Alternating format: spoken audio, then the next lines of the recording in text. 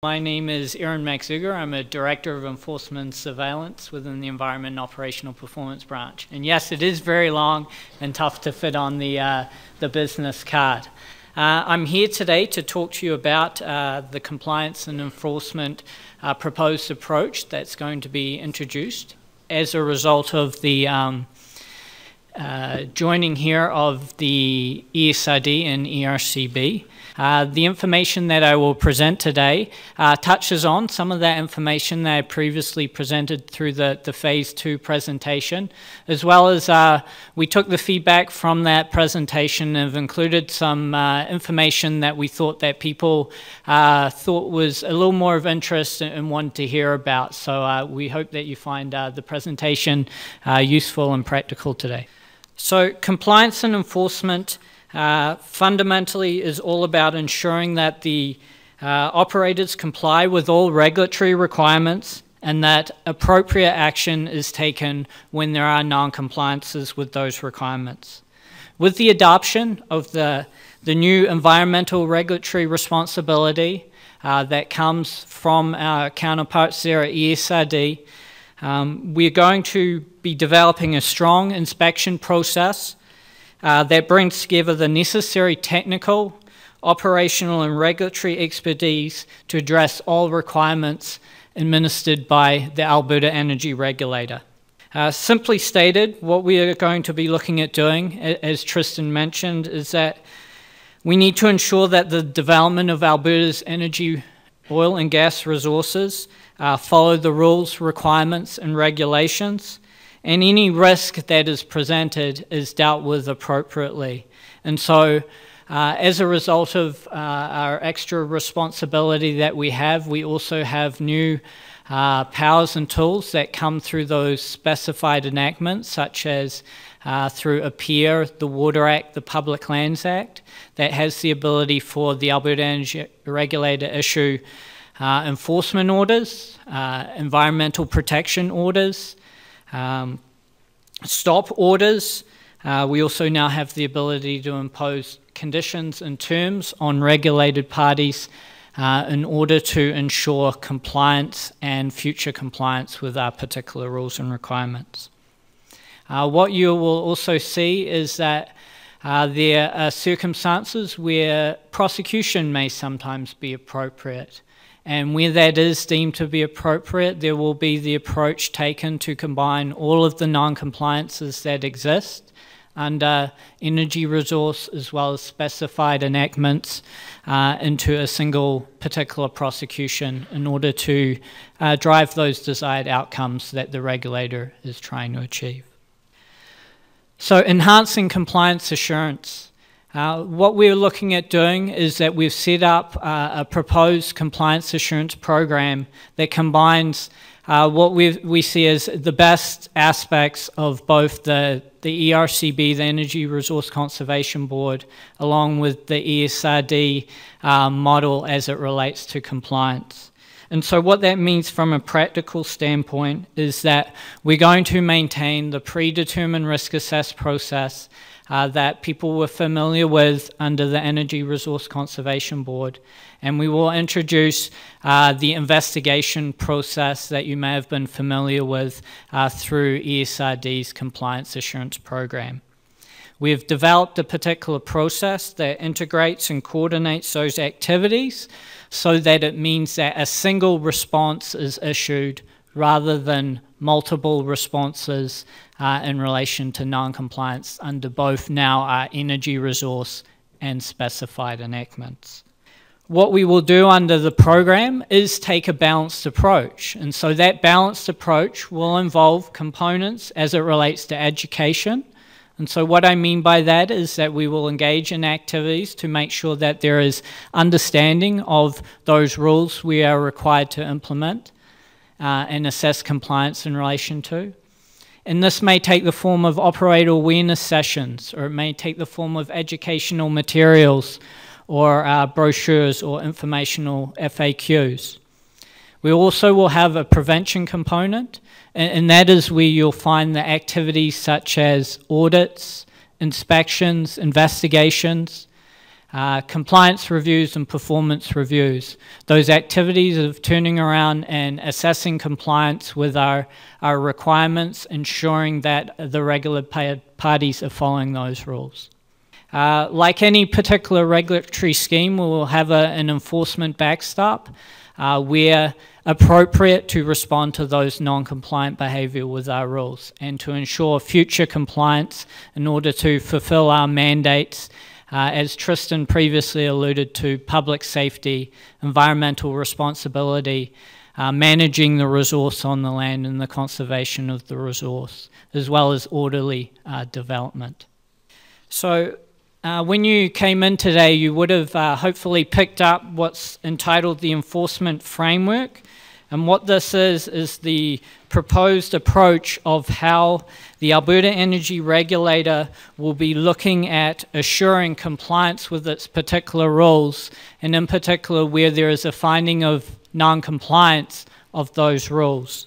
I want to just quickly take you through it to highlight some key particular points that I think you'll find of use to your understanding. So the first thing to understand is that it will apply to all rules and requirements that are now under the jurisdiction of the Alberta Energy Regulator. So whether it be those energy resource enactments, such as the Oil and Gas Conservation Act, the Pipelines Act, the Oil Sands Conservation Act, the Coal Conservation Act, as well as our new gained statutory responsibility through the specified enactments of aer, the Water Act, the Public Lands Act, and Part 8 of the Mines and Minerals Act. And so where we undertake our compliance assurance activities under that prevention component of an audit or an inspection or an investigation, there are going to be circumstances where we'll identify a non-compliance that exists. And we're going to go through a bit of a triage process to ensure a coordinated response comes out the other particular end, as well as that there's a single response that comes out the end as a result of that activity.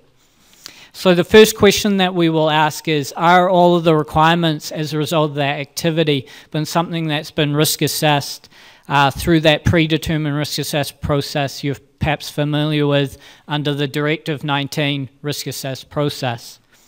If they haven't, then what that is going to result in is that it will move down the right-hand side of the model, and we will move into a triage process and move it through the enforcement investigation process. If they have been all risk assessed, then the next key particular indicator or factor that we will look at is whether there's been a serious adverse effect that has flowed from those particular non-compliances. And so this may be circumstances where there has been a release into a water body or substantial off-lease odours that may occur of H2S nature, just to provide a few examples. And if that then hasn't occurred, the next particular step we will ask is a few other questions, and that will relate to history. So looking at how often has this particular non-compliance occurred, and has there been a pattern or systemic issue that's been emerging, which means that we need to turn around and perhaps respond in a different way other than that preventative, predetermined risk assessed process under Directive 19 that you're familiar with. The other factor that we will consider is failing to complete a regulatory task or where there's perhaps been an economic gain. And so in order to ensure fairness and consistency across you all in terms of your operations, it's important that you don't have an economic gain over your regulatory partners there. That would be unfair to your partners, as well as something that we want to ensure doesn't happen. And so if those circumstances are identified, again, what will happen is that it'll move down more of an investigation process. And you can see from the particular model there, what will happen is that there'll be a bigger toolbox that's available in that first instance. Another key particular factor that we will consider will be whether the actual non-compliance and the evidence collected during the time of identifying them has been willfully or knowingly done. And this, for the people that perhaps are familiar with the Directive 19 process is the idea and concept of demonstrated disregard. And so it's a really intentional mindset to commit the particular non-compliance. And in reality, the situation does not happen very often, but where it does occur, then those circumstances will be identified. And again, we'll look to move down the right-hand side of this particular model and utilize our investigation process and larger toolbox that we have available.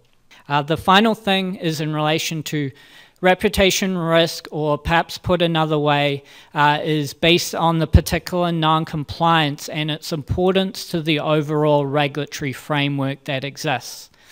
And so these circumstances may take on a number of different types and looks, and so they're fundamental particular requirements that go to why the Alberta Energy Regulator exists. And so such things as making sure that operations are authorized properly prior to their commencement, so that there is that overall governance is one situation where that may be a result. So as you can see, we will go through a bit of a triage process, and if all the answers to those indicators are no, then it will move down the low or high risk process. And for those familiar with the ERCB, that is the same as that previously existed. One key particular difference that is that no longer is there a dual option under the high risk process. Everything will be recognized as a notice of high-risk non-compliance, and there still could be potential enforcement consequences applied, and you can see that these are indicated by the gold circles underneath, but these enforcement consequences are intended to be remedial in nature as opposed to having any means to be penalizing or above and beyond that particular remedial consequence. Moving further down, if under the low risk or high risk process matters have not been resolved within the timeframes, then what will occur is a high risk enforcement action or a low risk enforcement action. And these have a number of enforcement consequences that take on a number of different forms that can be applied. And again, these will be set out and be found in the energy resource enactments along with our specified enactments that we will now be responsible for.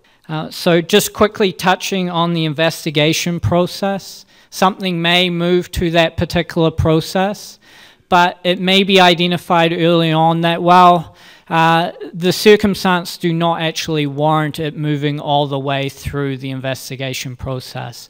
And so where that information becomes apparent, then it means that a request for compliance or more of a preventative enforcement response will be used to be able to address the outstanding non-compliance to ensure that it's corrected in sufficient times to mitigate risk.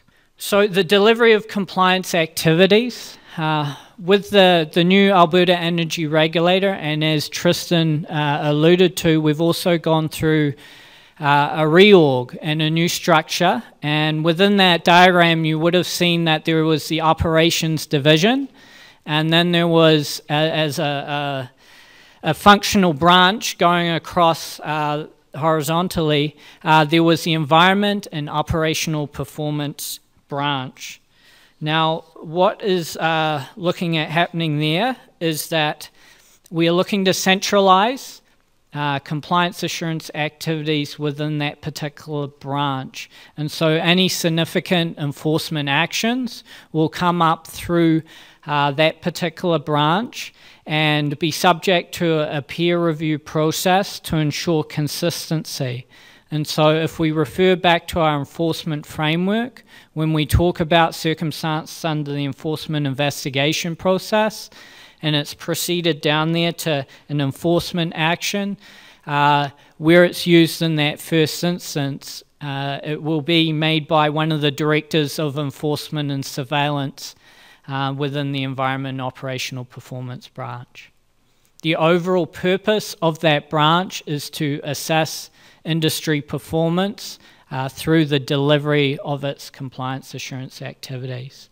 And what we hope to do by adopting this particular process is to ensure greater efficiency and collaboration in the delivery of all compliance assurance activities that come out of the Alberta Energy Regulator. So one thing that is always important to compliance assurance matters is complaints. They provide a trigger by which we respond to non-compliance issues with our particular rules and requirements. So anyone can notify the AER about a potential issue with an operation site or facility. What we've done is set up a report line that is intended to centralize those particular complaints so that they can be triaged and appropriately dealt with. And so you can see the number there on the screen. And so whenever you're in circumstances where you have a complaint in relation to an operations, that is the number that should be utilized to report that particular complaint. As I said, we will receive that complaint. It will go through an initial triage process. Depending on its particular location, its nature, it will be picked up by staff within the Environmental and Operational Performance branch to then follow up on and see what the most appropriate response is to that complaint and how it should be dealt. An important point to make is that whenever information is provided through that line, the privacy and protection of those people who are making the complaint will be maintained at all times. So another thing that we actually heard last time is that they wanted a little more insight on in-flight inspections and investigations relating to energy development activity and how they'll be transferred to the Alberta Energy Regulator. And so the process that is going to occur is that anything that has not yet had an enforcement decision or had any charges laid in relation to a non-compliance that previously would have been handled by ESRD will be transferred over to the Alberta Energy Regulator. The Alberta Energy Regulator will pick up that particular inspection file or an investigation file, and they will then manage that through to its particular resolution.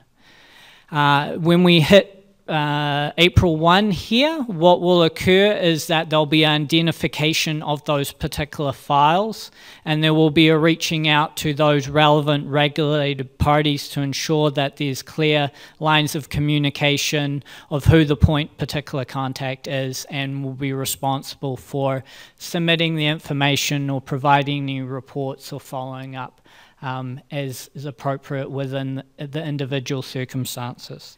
So inspections are a key part of the Alberta Energy Regulator, and again reiterating why, because we need to turn around and ensure compliance with our rules, regulations and requirements.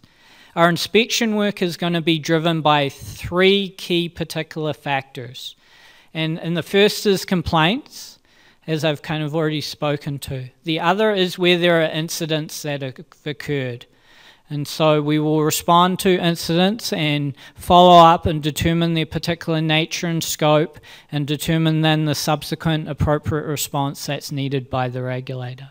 We kind of describe those things as a reactive inspection program. We also have another particular component which is based on risk, and this is more our pre-planned inspection program. So what this will do is turn around and use our OSI scoring system, which is a scoring system that turns around and looks at regulated parties' history, the nature of a particular operations, when it was last inspected, its overall compliance history to determine whether something is higher risk and therefore needs to result in a pre-planned inspection work in relation to that operations. What we are looking at doing is combining that information as it relates to aer, the Water Act and the Public Lands Act, into that system. So again, that will be a tool to turn around and recognize those things that have not been assessed in some time, or there's an ongoing history or issue, or the nature of it presents as high risk.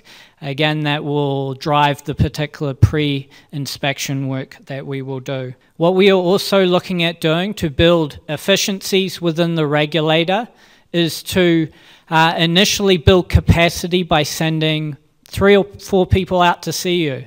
And what these 3 or 4 people will do is have expertise or knowledge in the different particular enactments that we are now responsible for.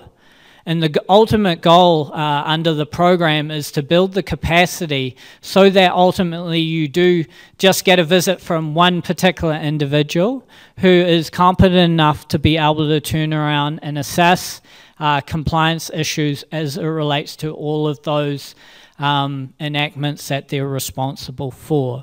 Now, where they're not, because not everyone knows everything, then there will be obviously the ability to reach back into the organization to rely upon technical expertise to ensure that the right decisions are made. We will be inspecting all aspects of energy development and facilities in that particular context. So, as I say, when we send out for inspection staff initially here, we will be turning around looking, for example, in an in-situ operation and facility at any Water Act approval that might be granted and whether those conditions are being met. The scheme approval in relation to the in-situ operation as it falls under the energy resource enactments. Any aer approval that might be granted in relation to the operation, along with then the public lands disposition that relates to the land that the operation lays on. So a big topic last time in phase 2 was the voluntary self-disclosure process, and so I'm gonna talk to that. And the key thing to understand here is that the voluntary self-disclosure policy, as previously under Directive 19, is proposed to continue under the AER's new compliance assurance approach. What we have done, though, is we've analysed the particular approach and its actual implementation within the organisation and identified that in some cases there is a need to follow more the criteria that has been established under the particular policy. And so there is a greater adherence, and we're going to take a greater look at making sure that regulated parties are meeting the criteria to get acceptance under the voluntary self-disclosure policy. The criteria is designed to really facilitate and be encouraging things that are truly proactive. And so where that criteria is not met, yes, regulated parties are self-disclosing non-compliances, but the activity is not proactive. And so some of the criteria to familiarize and to reiterate is circumstances where the AER already has knowledge about the particular non-compliance. So where this has occurred, then it's something that is not seen as proactive and therefore won't be accepted under the policy. What will result will really depend on the actions of the regulated party at that particular time and the risk that is being presented to the regulator. The other consideration is where the regulated party fails to submit a plan that addresses or corrects the non-compliance to the regulator's satisfaction at the time of the non-compliance. So again, the policy is built on the premise that there is proactive correction or moving quite swiftly and quickly towards rectifying of the particular non-compliance. So if the circumstances arise where you self-disclose a non-compliant event, and you're not coming in with any action plan that turns around and demonstrates how you're going to address the particular non-compliance, then that is not being proactive as the policy intended, and therefore we again, will not accept it under the voluntary self-disclosure policy. The response will then depend on a number of factors as it relates to each individual case. Another particular circumstance where it may not qualify under the policy is circumstances where there has already been an audit, inspection, or investigation commenced by the Alberta Energy Regulator. And again, you can probably appreciate and understand that if we've commenced that particular work, it's not proactive, and it involves extra resources there to do that, and therefore again those will be circumstances that it's not qualifying under the voluntary self-disclosure policy. The other circumstance where there has been a very defined competitive advantage gained through being actually non-compliant, and where that information is very self-evident, then again, consideration will be given not to accept it under the particular policy, and as a result may be subject to enforcement action because the criteria has not been met. So another really interesting topic to talk quickly about here is the idea of compulsory reporting. So with our new gained jurisdiction under the specified enactments as well as energy resource enactments, a lot of approvals as well as those enactments have mandatory reporting requirements. Okay, so this will involve you having to submit reports or notify the Alberta Energy Regulator of information as it relates to those operations. So this is essential information to ensure that we can best assess the performance of those particular operations. Because it is required under an enactment or as part of an approval, again, it doesn't represent a proactive act. So where there is a self-disclosure within that particular context, it will not be accepted under the voluntary self-disclosure policy. I want to spend some time just quickly now talking about reporting.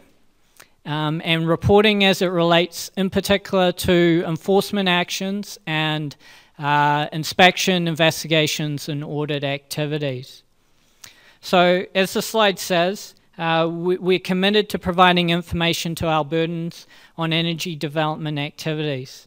And we've set up here an online incident reporting tool that is accessible on our website and provides information about new and recent incidents that have occurred in relation to a variety of the operations that we administer. What we also do is looking at posting information as it relates to inspections, audits, investigations, and this will take the form of our ST57 report. We will do an annual review of those particular activities and provide a summary of what we've found.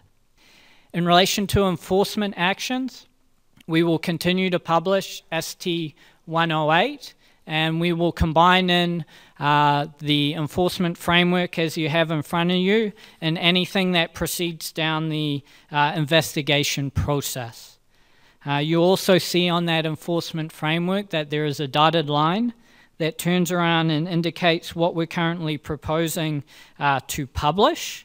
An interesting point that I'm sure will be interested in, is that if we happen to issue a notice of high-risk non-compliance, but there is no exercise of statutory authority, so it means that we're not turning around and imposing any non-compliance fees, any enforcement terms or conditions, shutting in, or suspending or cancelling a license, then those notices will not actually be published in that particular report.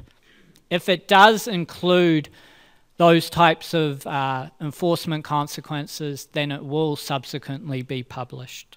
What we will also do is look at annual performance reports as it relates to our audit and investigation activities. So I just want to quickly talk about the appeals process. And so what the Alberta Energy Regulator, in line with one of its reasons for being set up, is that it's decided to take a more one-window approach or streamlined approach to how it deals with appeals. And so previously we had a number of different mechanisms that you could appeal a number of different actions, and whether it be an application that might exist under Directive 56, or in circumstances you would have had a Water Act approval that would have had the ability to be able to appeal to the Environmental Appeals Board. You could have appealed an enforcement action. You could have appealed a reclamation certificate. All these appealable types of actions and decisions will come through now a single appeals process referred to as a request for a regulatory appeal. This request for a regulatory appeal process is set out in the AER Rules of Practice. It sets out within that particular document the types of decisions that can be appealed. And as I've already alluded to, there are those three kind of high levels where it's a decision as it relates to an application without a hearing, or an enforcement action that might have been issued where there's been an exercise of statutory authority, or maybe a reclamation certificate that has been issued. A full list is provided in that particular document.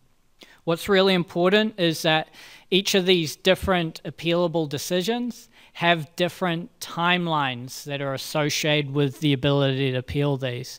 And what will be important is to understand those timelines. We are currently in the process of doing some work to summarize those timelines and provide them on our website, along with this regulatory appeals process to make it easier to follow and understand the key particular steps that are involved. Part of that particular process is that it will now be governed by, as Tristan mentioned, the hearing commissioners, an independent kind of arm-length body from the regulator who will make decisions on those decisions that I've alluded to. There currently are 5 hearing commissioners with a chief hearing commissioner appointed, along with 5 part-time hearing commissioners. So they will be responsible for hearing matters as it relates to requests for appeal in those areas. As Tristan also mentioned, that within this particular process, prior to a matter being set down for a hearing, the alternative dispute resolution meeting will be utilized and hopefully be a useful tool or method to resolve the dispute or the appeal prior to it actually having to be set down for hearing. If it is set down for hearing, then the hearing commissioner will consider the particular appeal. It may be an oral hearing, it may be a written hearing, or it may be a combination of both. What then subsequently will happen is that the hearing commissioner will deliberate on the particular matter, and in accordance with the rules of practice has 90 days to issue a decision on the particular matter.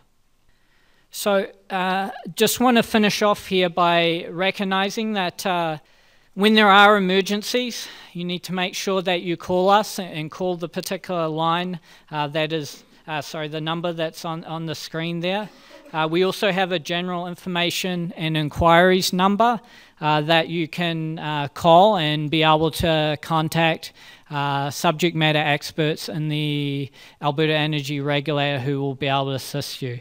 Our website is also constantly being reviewed and updated as we move through this transition kind of period with useful information, so I'd encourage you to visit that on a regular basis here. So I just want to finish off by saying thank you very much for today. I left the last session with a little bit of a story, recognizing how excited I was about the opportunity that presents. What we are doing here in Alberta is really at such a grand scale and is being nowhere else attempted in the world. We all have a part to play in that, and so I encourage you to embrace it and make the best of it and work together as we look to lead the next era in energy regulatory development. So thank you very much for your time.